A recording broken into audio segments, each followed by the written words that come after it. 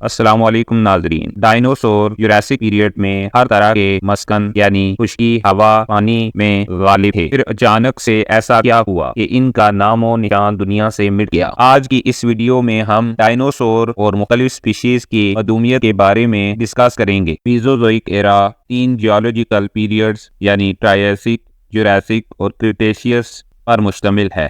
ये दौरानिया 66 से 252 मिलियन सालों का है। इस एरा को डायनासोर का एरा भी कहा जाता है।